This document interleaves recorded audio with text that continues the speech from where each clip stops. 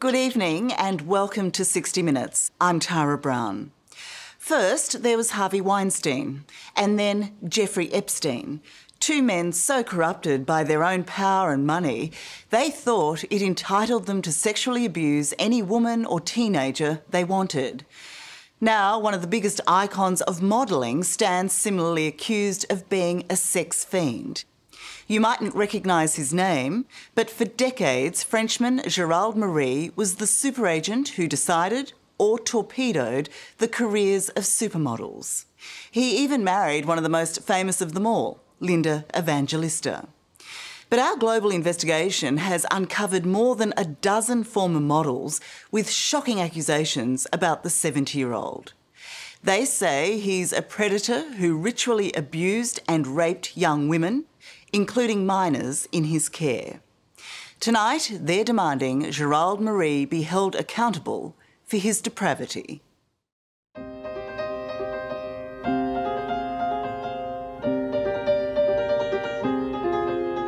Irresistibly drawn in by the bright lights and alluring promises, stunning girls parade the catwalk, recognised and celebrated for their beauty. But the glamour can be model thin. Wake up, grab a brush and put a little makeup. As all these former models discovered, making it into the coveted world of runways and magazine covers can be an ugly business. Hello ladies, welcome to 60 Minutes. Thank you for joining us.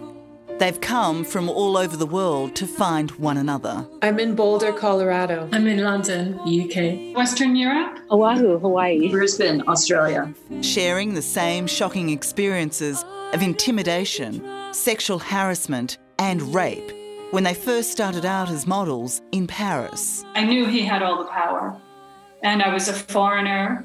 I was all alone. I knew enough to know I didn't have a chance. And they were also the victims, they allege, of the same man, the former head supremo of the elite modelling agency in Europe, Gérald Marie, the agent behind the biggest models in the world. He attacked me in the middle of the night, and he raped me in the middle of the night. I had no power. I had no voice. I said the word no. Now, decades later, for the first time, It was almost like this was his kingdom, this was his domain. these women have come together for one reason: to make Gérald Marie accountable. I have like little pieces of octopusy. It is my hope that Gérald would experience what any predator should experience, and that is prosecution and incarceration. I like the other thing. We've uncovered hidden camera footage locked away for the last 20 years, which exposes Gérald Marie's lascivious appetite. With allegations too serious for French investigators to ignore, could time be up for the once untouchable Gérald Marie? We're not 17 anymore. We're not children anymore. We're adults and we know what happened to us, and we do know who did it. Ah, Mr. Marie, 60 Minutes Australia. 12 women have spoken about sexual assault. No. Is there anything you'd like to say, Mr. Marie?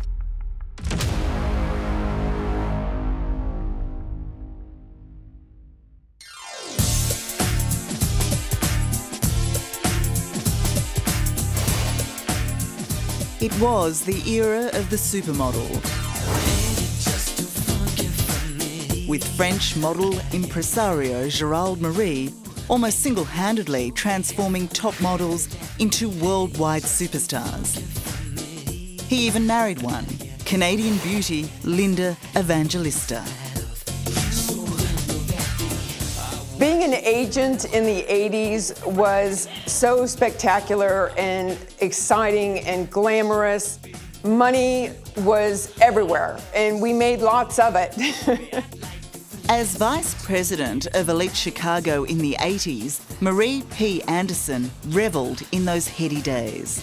And as part of the elite company, she happily and unwittingly sent American models to Elite's Uber agent, Gérald Marie, and his star factory in Paris. When you meet a lot of beautiful girls all day long, some pop out because they have something else to say. or something else is happening in their eyes and in their way to express themselves too. Gérald, then in his mid-30s, was at the top of his game, with an eye and, as he would be accused, a creepy penchant for young models. Slowly but surely, I was getting phone calls from Europe, from the models complaining about Gérald Marie and telling me stories of either sexual harassment or sexual assault, and they would swear me to secrecy.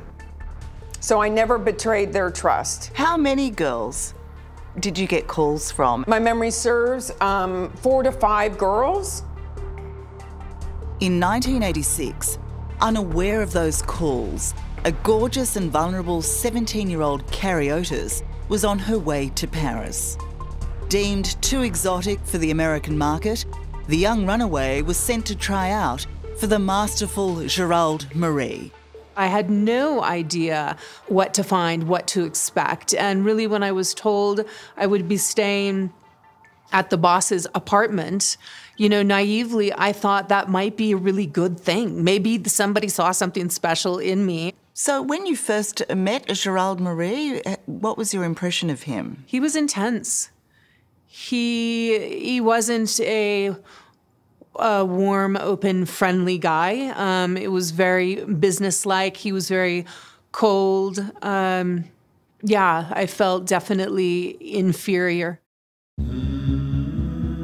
Carrie is now 51 and lives in Boulder, Colorado, with her husband and 2 daughters. Today, Paris is a long way away, except in her memory. Let's be quiet for a moment. She says she can never erase from her mind Watch the shapes begin to fall. the night Gérald Marie, still married to supermodel Linda Evangelista at the time, Keep your eyes towards the came into her room and attacked her. I remember I came back after a full day of castings and was cold and felt terrible and went to bed. And it was at some point in the night that I woke up with Gérald on top of me and forcing himself on me. And I did my best to try to fight him off. And I remember a certain moment of completely giving up, of being completely terrified and completely ashamed. And so immediately after that attack, what did he say to you? Almost shaming, rather cruel, and no conversation. You know, there was nothing. There was, of course, no apology. It was just business as usual, moving right along. But trapped by her circumstances, Carrie says business as usual now meant she was at Marie's toxic whim, forced as she was to stay in his apartment. How many times did he attack you? You know, I don't know the number. I know that it was over months, and he held the cards. He held the power. You know, I didn't have a parent to call at that time. I didn't have money of my own. I didn't have, you know, a roof over my own head. Everything was dependent upon him and him giving it to me. And looking back, I was a perfect target for so many reasons. I respected him. I was a bit afraid of him because he had so much power. He was the adult in the room, and I was the teenager. Wendy Walsh was 18 when she first went to Paris to try modelling. It was 1980, and back then, Gérald Marie was the head of the Paris planning agency, which would later merge with Elite. As so many others attest, Gérald used a well-oiled ruse to get Wendy alone. Her female booker was asked to set up a meeting. One day at the agency, Pamela slipped me a piece of paper with an address on it and said, Gérald wants to see you. Bring your portfolio. He wants to talk to you tonight at his apartment.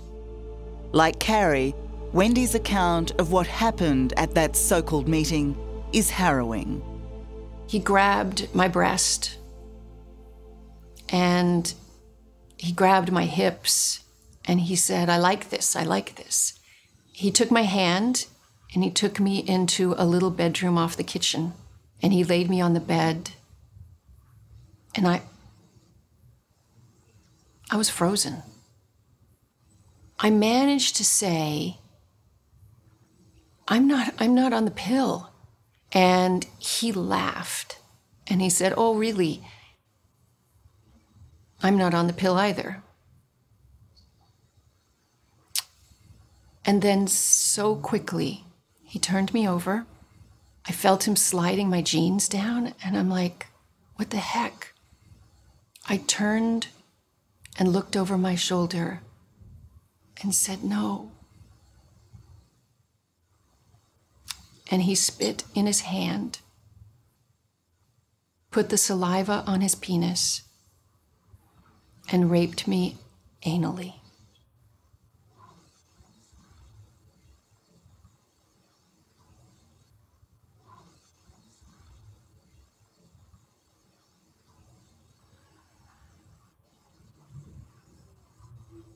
And I didn't tell anybody about this for nearly 40 years.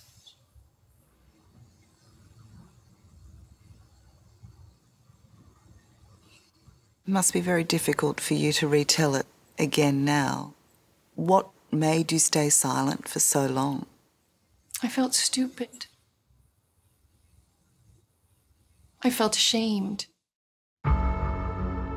While these alleged attacks happened behind closed doors, by 1998, rumours of abuse were rife, prompting an undercover team of journalists to investigate. What they recorded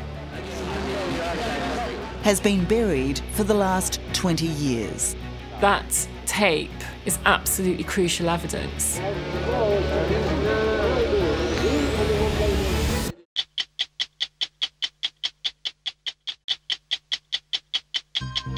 This is it, the Elite Model Look Contest, the biggest, most prestigious of its kind. It was 1998, and a groundbreaking investigation was underway into rumours of sexual abuse and rape of young models by one of the modelling agency greats, the president of Paris Elite, Gérald Marie. No one had come forward officially, but I had been told by people in the industry that he did abuse young women and teenage girls. Freelance journalist Lisa Brinkworth took her story to the BBC and eminent documentary maker Donal McIntyre. Their ambition was to uncover the suspected exploitation behind the glamour, industry-wide. So, for a year, Lisa went undercover as a model and Donal as a fashion photographer. Given me access to photographing Naomi Campbell, Kate Moss, some of the worst photographs ever taken of some of the most beautiful women in the world. And I just blagged my way in and told a few tall stories. And next thing I knew, I was in the company of some of the most powerful and, I would say, dangerous men in the industry. This is Mac, my friend Mac from Ireland. Pleasure. Ciao. Very quickly, Donal, going under the name of Mac McIntyre, got very close to Gérald Marie. I like the other things, you know what I mean? Gérald Marie, it was quite clear that sex was on the agenda all the time. Oh my man, I love you so. These guys, their average night out was either, if they're not with their models, young and old, on the table, drinking, having cocaine, they're going to brothels and having cocaine or drugs or doing whatever else they do. You know, I have a little problem here, right? These guys were in loco parentis. They're in the role of a parent. We keep only 15 girls. We don't make This is the first time this undercover footage has been seen in 20 years. A legal case burying it for the past 2 decades. Here, Gérald is leeringly referring to an Elite Look of the Year contest, which saw girls as young as 13 and 14 compete to win a modelling contract. But it was Gérald's plans for the most beautiful of them that was stomach-turning. In Nice, I come with a big boat. We just get off the boat to go and look at the girls, and this and that, and oh, you and you. I always have a couple of friends in there, you know. The girls, they bring them. Then we are discreet, no paparazzi. We witnessed a culture of sex. We heard them talk about it in the most graphic terms. We talked about the elite model look contest in Nice as an opportunity for him to enjoy the company, sexual company of underage girls. It was quite clear. No parents? No. No parents in the boat or chaperones? No. Gérald Marie says, yes, they're words, they're embarrassing words, but that's all they are. It was like locker room talk, boys talk. Do you accept that as a defence? I don't accept that at all. And I think the testimony of the women in and around that world kind of paints a very different interpretation of that. While Donal was shocked by what he saw and heard, never did the undercover team expect that one of their own would become one of Gérald Marie's alleged victims. I didn't want to be a victim. I wanted to be the journalist exposing this guy. So that was really, it was very traumatic. Playing the role of model, Lisa Brinkworth managed to snag an invitation to one of Marie's regular dinners. Night after night, young models from the agency were required to dine with Marie and his businessman friends. The conversation at the table was incredibly offensive to these young girls. Really bad language, lots of sexual innuendo. Then Gérald Marie turned his attention to Lisa. Just you and I alone. I know we're going to have a great time and we're going to feel great. And then in front of the table of people offered to pay Lisa for sex. I still didn't feel afraid. All I thought was, I'm getting all of this on camera. And, you know, he's exactly the person that we'd been told he was. And this is all really good evidence for us. But what happened next was not caught on tape, with Lisa's hidden camera accidentally knocked out of the way. Despite the public setting, Lisa says Gérald unexpectedly and shockingly jumped her. Completely out of the blue, he walked over to me, straddled me on my chair, pinned me down to the chair. I couldn't move, and I could feel he had an erection, and he was thrusting himself into my abdomen, just simulating sex. It was the most horrific thing, and I couldn't get him off me, and I was absolutely terrified. I mean, I thought I was going to be raped, and the worst thing about this was that's the thing that gets me every time, actually,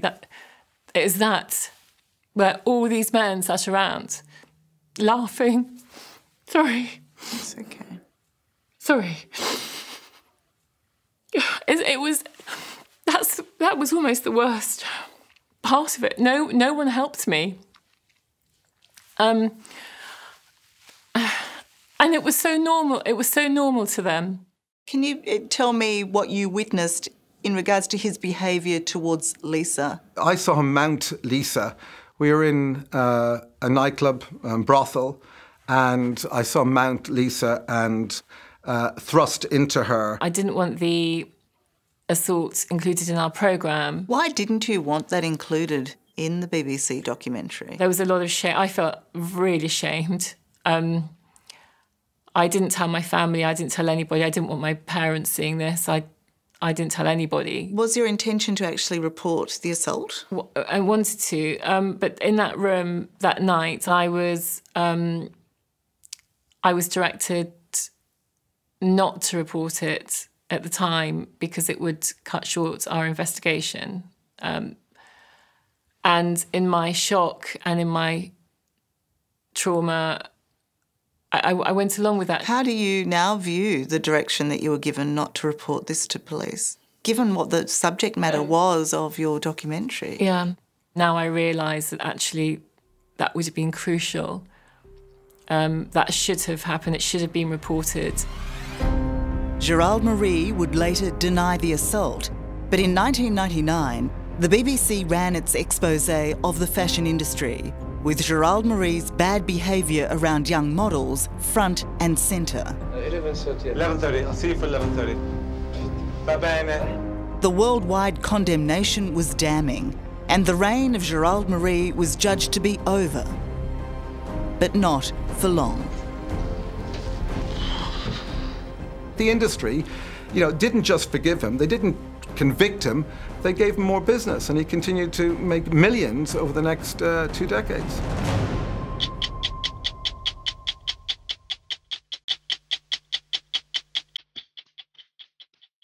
Paris is the fashion capital of the world, the epitome of glamour, success and power. But in 1999, the BBC uncovered its sleazy side, broadcasting a year-long investigation into the modelling industry. Posing as a fashion photographer, journalist Donal McIntyre soon had his biggest catch in Gérald Marie, Mac, my friend Mac from Ireland. the head of the elite modelling agency in Paris, bragging about his plans to have sex with underage models. Then we are discreet, no paparazzi. There were headlines across the world, but when you hear it and when you see it from the mouth of one of the most powerful men in the industry, then I think that presents a truly shocking picture of fashion and the men in fashion to the world. The reaction was immediate. The disgraced Gérald Marie was suspended from his job at Elite, the biggest modelling agency in the world. It was a significant and prized scalp. It was quite clear that Gérald Marie was at the top of the totem pole. He was one of the most powerful and dangerous perpetrators of abuse. That was the allegation. But very quickly, Elite went on the attack, suing the BBC for libel and dishonest editing, seeking millions in damages. Donal concedes producers made one questionable edit, where a model's comments from 2 interviews were sliced together to make it look like the one interview. The BBC was accused of unethical editing, for which it apologised. Was that a tactic used to paint Gérald Marie in a certain negative light? No, I think the specific edit, which the BBC were, I think, overly embarrassed by, didn't change the truth of it. It went nowhere to the truth of what had happened. Initially, the BBC chose to fight Elite's legal claim, relying on whistleblower Omar Hafuch, an executive from within Elite itself, to prove the documentary had revealed the truth.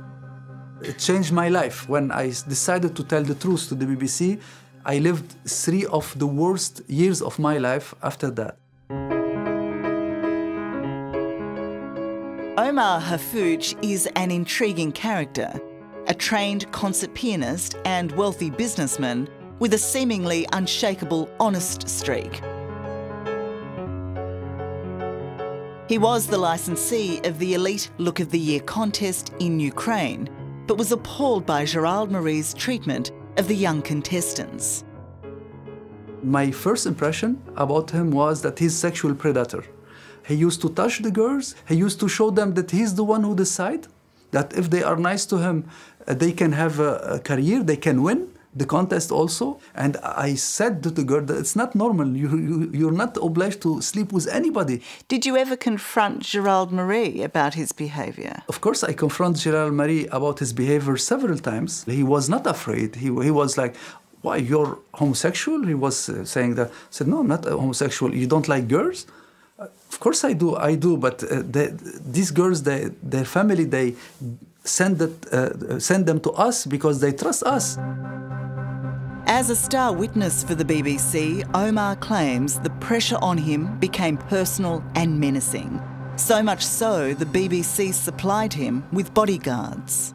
Did Gérald Marie ever threaten you? Gérald Marie, he treated me twice, once in a restaurant and in Paris, and second time it was over the phone when he told me that I'm finished and something like that. Just for clarification, did Gérald Marie ever threaten your life? Yes, Gérald Marie threatened my life. That was very clear to you. It was very clear. Omar Hafuch says he was only ever describing what others had also observed or overheard. Another former insider, Marie P. Anderson, once vice president of Elite Chicago, left the company in disgust in 1990. It was on hearing a heated conversation between two female executives, Gérald Marie and the founder of Elite, John Casablancas. The women were trying to protect the youngest of their models. I'm now hearing the women begging the men to stop sleeping with the 13 and 14-year-olds. And Gérald, with his Paris accent, says, girls, we are men, we have our needs. And John's response was, come on, stop being so puritanical. It's no big deal. And I was so stunned listening to that conversation, I had to get up and leave. And I quit Elite because I didn't want to be part of that organization. If this is the culture that I have to work within inside of an agency, I don't want to be part of an agency. So I quit the business. Boom. It's like a baker who doesn't eat the cake. It's not be stupid. It was that toxic culture that freelance journalists Donald McIntyre and Lisa Brinkworth exposed so extensively in their documentary. But ultimately, the BBC backed down, apologised for its editing error, and signed an agreement to never rerun the footage. And in doing so, sidestepped a potentially massive payout. With the settlement, it was business as usual after that. The decision to settle was a blow and betrayal. So then when Elite decided to sue, how do you view the BBC's response? There wasn't a single inaccuracy in the entire documentary. The footage was robust, it was fine. You have got a few inappropriate and poor edits, acknowledge that on one side, nothing which went to the truth of the investigation whatsoever, and you've got these predatory males admitting what they've done, telling the world this is their culture, this is their ethos, this is the world they operate in when they look after young models. No contest. Gérald Marie was fired, wasn't he? And he was reinstated with a settlement. Yeah, things settled down. Yeah. Gérald Marie got his job back and with it, his glamorous life.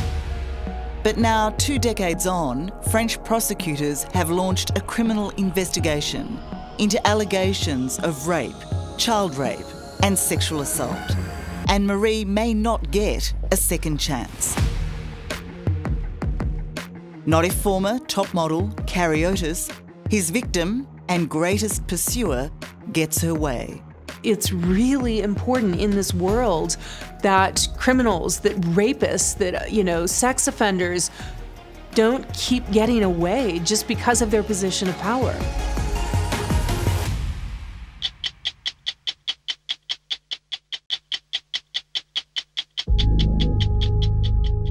Paris lawyer Anne-Claire Lejeune has a big job ahead. She carries the hopes of women from all over the world, desperate for justice. They have claimed to an active criminal investigation in France they were the sexual assault victims of former modelling agent great Gérald Marie. Can you tell me how many women do you represent in this investigation into Gérald Marie? Well, I'm representing 14 women, but I have been contacted by some other women. They are not ready to speak up, not yet. How many extra women are talking to you privately? I can say more or less 12. On top of the 14 you're representing? Yeah, absolutely. Do you believe the women? Of course I do. Of course I do. When you cross-check the deposition and the story of every woman, you can see, the same details, the same modus operandi. It's real. We have no doubt about that. While the 1999 BBC documentary exposed Gérald Marie's sleazy behaviour, the women he's accused of attacking were then too terrified to talk. To see you here today is extraordinary, does it? Today, they have found their voice, and their allegations chillingly mirror each other's. All say they were attacked by Gérald. 6 say they were raped. I was 20, and I'd only had one boyfriend before. I was extremely naive, and I was trusting. For Jill Dodd, it was 40 years ago, and it started with Gérald Marie kissing her after a night out with others. I felt comfortable with him. I didn't know that I should be worried. And then he kissed me again, and then he physically grabbed me and flipped me over onto my hands and knees and raped me from behind violently. And I was screaming to stop and no, and I couldn't get away. The sudden and unexpected nature of the attack on Jill is something all these women describe. Shauna, if I can go to you, you were 15, I think, when you met Gérald Marie. I was flown to Paris for the summer, and the agent that met with my family said that there would be a chaperone in an apartment and that I would be taken care of. There would be nothing to worry about. But like all the former models here, at the time, the teenage Shauna Lee was required to attend almost nightly industry parties with Gérald and his business friends. At the end of one such night, Gérald offered to drive Shauna to her apartment. Instead, he took her to his. I just started yelling at him and telling him that he was going the wrong way and that that wasn't the direction of my apartment, and he just didn't listen. And then we got to his apartment, and he just kind of pounced on me, and he was on top of me, and then his tongue was in my mouth, and I just didn't know what to do. I just froze. I didn't have any experience with anyone. I'm sorry. That's okay. It's just really painful to talk about. I told a model in the apartment.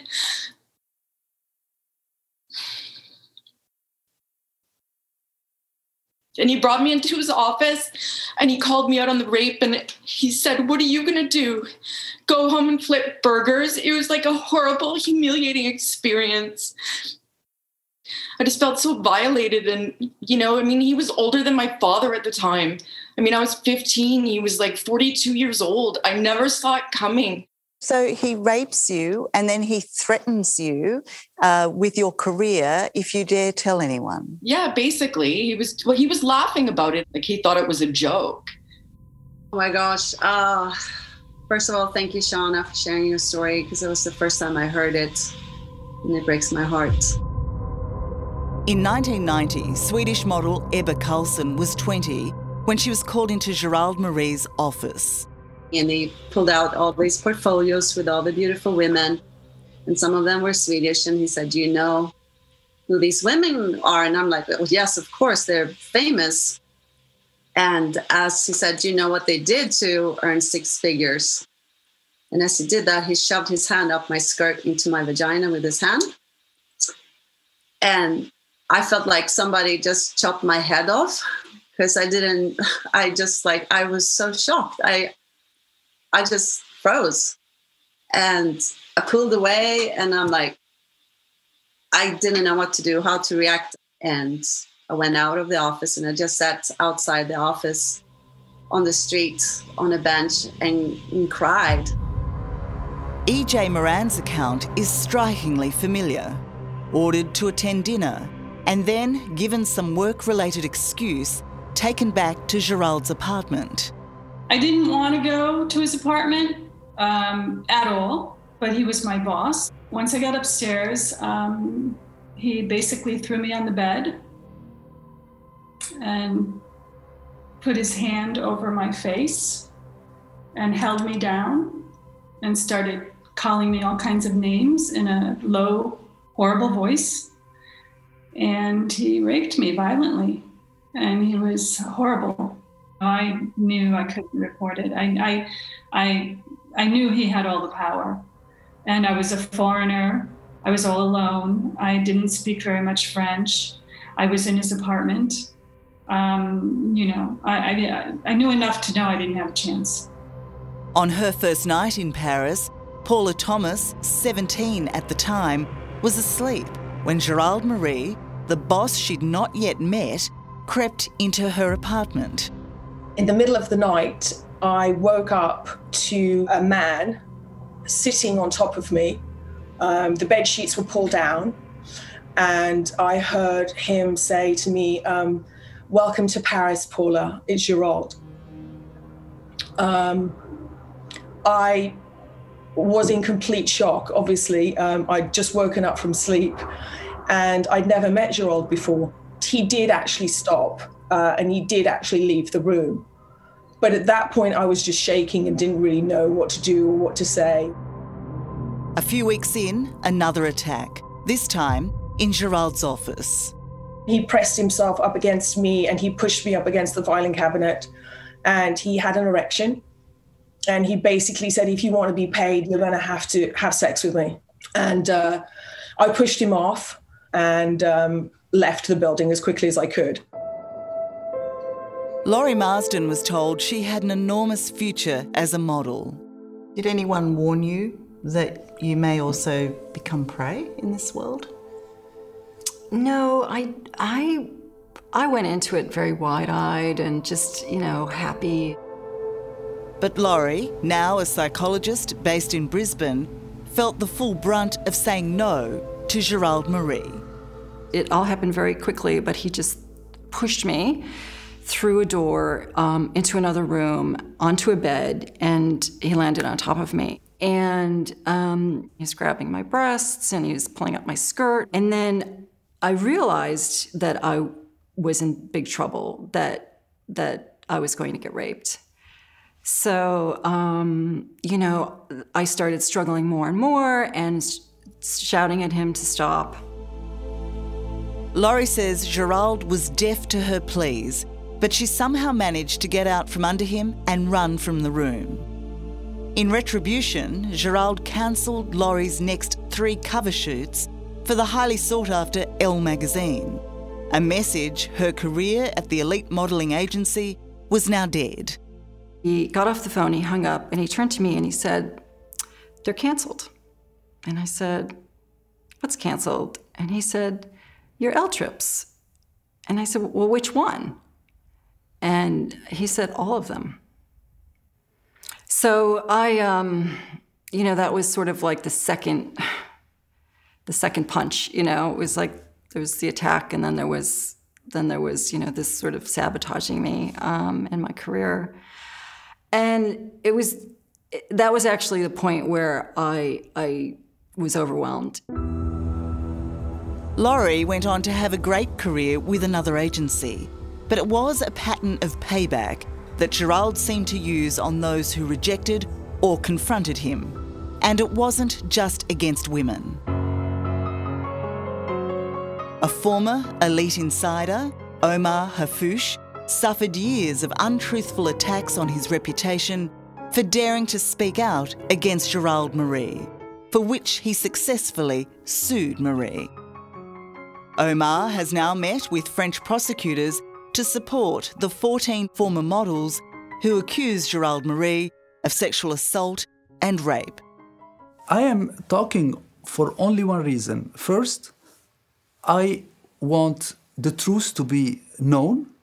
I want that everybody believe these girls because I saw what was going on, and because I want these girls to know that they are not alone.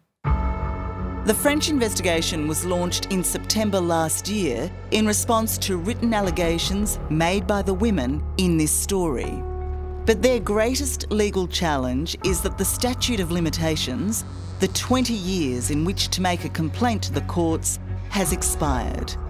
For lawyer Anne-Claire Lejeune, it's therefore critical the more recent victims she has spoken to come forward.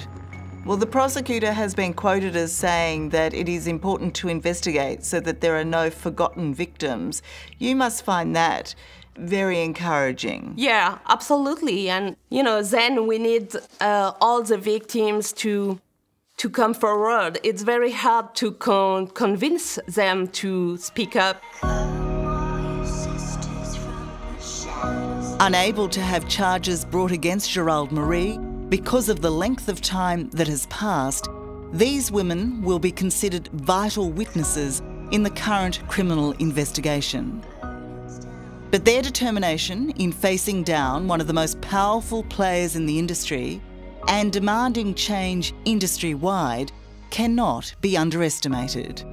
For you personally, to take the testimonials of these women, what has that been like for you to see them now come together like this and put their names and their faces to this fight for justice? They are very courageous. It's an amazing work, and I know it's not easy, but yeah, it's because of her that we can get people convicted. So they're heroes to you?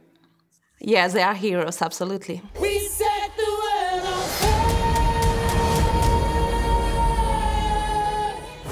And now, this never-before-seen videotape, I was trying to push him off, I couldn't. Could be the legal breakthrough that could change everything. And he had an erection, he was pushing it into me and thrusting, and it was just absolutely horrific.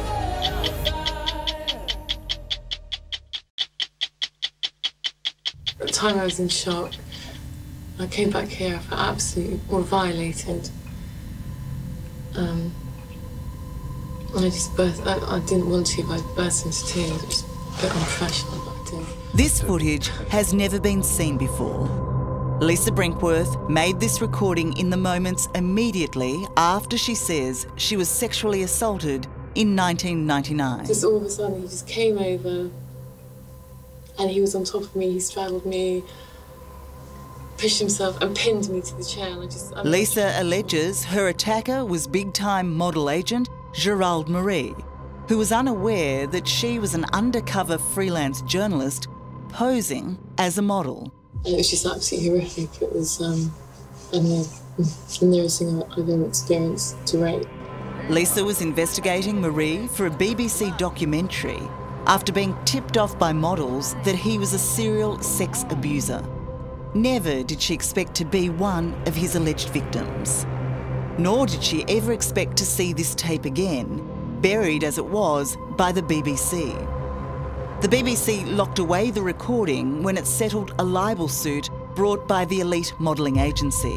What really hit home was that there was a 16-year-old and a 17-year-old on the table. Unbelievably, the tape resurfaced when the BBC inadvertently gave it to another journalist in early 2019. So that was an absolute shock to me to hear a woman who I'd never met, didn't know, just telling me about what she'd just witnessed on this tape. The shock was made greater by the fact, despite many requests, the BBC won't give Lisa the tape. Citing legal reasons, it refuses to release it without her signing a gag order. That tape immediately following the assault is absolutely crucial evidence. We've obtained the vision from a confidential source, and according to lawyer Anne-Claire Lejeune, the tape could prove the turning point in the case against Gérald Marie. Because it has been hidden away for so long, Lisa was denied the opportunity to use it as evidence of Marie's alleged assault before the statute of limitations was reached. It's hoped, because of that lost opportunity, the legal time limit cannot apply to Lisa. If you can convince the prosecutor and the courts that the statute of limitations needed to be paused in Lisa's case, what does that do for your case? It means that Gérald Marie could be officially charged for sexual assault, so it will be a great victory, of course. Lisa Brinkworth could probably get justice. And that means more than ever before, the legal net seems to be closing in on Gérald Marie. At 70, Gérald lives on the Spanish island of Ibiza, the holiday destination of the rich and famous. It's here that he has a luxurious clifftop home. And far away from the current French investigation, he lunches by the beach most days, and lives a lavish life built off the back of the lucrative modelling industry. Still a very active businessman, still enjoying the vast wealth and fruits of his trade, and until very recently anyway, still actively involved in the fashion industry. Still there 16. Like we have a difference 16 years, 16 and 16. Much to the disappointment of the documentary Undercover team, Donal McIntyre and Lisa Brinkworth, Gérald Marie continued to work for Elite Europe until 2011. And then We Model Management until a year ago. He brazened it out. I mean, what I couldn't understand is that... continued working with models all these years. Gérald Marie has always denied all of the allegations of sexual assault and rape, and was vindicated when the BBC backed down and settled the libel claim brought against them by Elite. But the allegations won't go away. I watched as girls came in and slept with him and then were passed around middle-aged men. Everybody could see what he was doing. Everybody could see that he was abusing his power. To former model Carrie Otis, who says Marie raped her multiple times when she was 17, he represents the worst of the industry. What's been normalized is horrific. And at this point, we say it is like the Wild West. The modeling industry is totally unregulated, despite the fact we have decades of allegations and decades of complaints. And it's time. There's a collective rising up, and people want to tell their stories, and they want real lasting change. Our repeated requests for an interview with Gérald have been ignored. Agreeing to put the allegations directly to Gérald on our behalf, and unrestricted by COVID travel bans... Mr. Marie. Donal McIntyre, 60 Minutes Australia. Donal McIntyre travelled to Ibiza to confront the man he hasn't seen in 20 years. Thank you very much, or we call the police. Mr. Marie, call the police. Do you realise the French prosecutors have got 14 women charging you, making allegations for assault and sexual assault? Mr. Marie, 6 women are accusing you of rape. You have anything to say? It appears Gérald Marie does not remember Donal, and isn't bothered in the slightest by the allegations against him, nor the French criminal investigation. It's enough. It's not enough. Gee, it's enough. Say this to the women who claim he's raped and sexually assaulted. Is this not a problem to you? Please leave us alone. No, he even feels compelled to make fun of McIntyre about what he's wearing. You're dressed like a priest, but he doesn't know. Mr. Marie, it's no time for joking. This is no laughing matter. Completely unfazed, Gérald continues eating and mocking Donal. Have a beautiful day. Enjoy. You do it. Yeah, please. Beautiful night too. Hallelujah. And we leave. You have nothing better to do, huh? But Gérald Marie may not so easily ignore the women he is accused of hurting. They plan to travel, COVID permitting, to Paris to give their testimonies in person to the prosecutor so the investigation can progress. Through the panic till I'm gathered safely in. They believe that there are others out there who should do the same.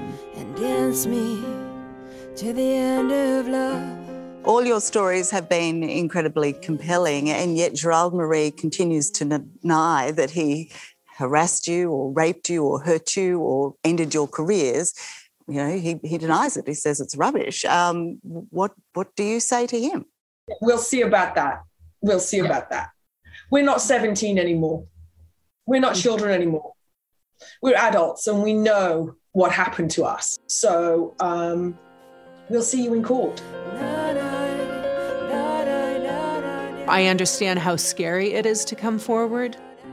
We are stronger in numbers, and there are other women that are available to support women that are coming forward for the first time.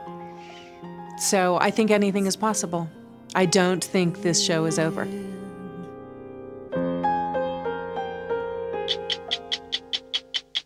Hello, I'm Tara Brown. Thanks for watching 60 Minutes Australia. Subscribe to our channel now for brand new stories and exclusive clips every week. And don't miss out on our extra minutes, segments and full episodes of 60 Minutes on 9now.com.au and the 9Now app.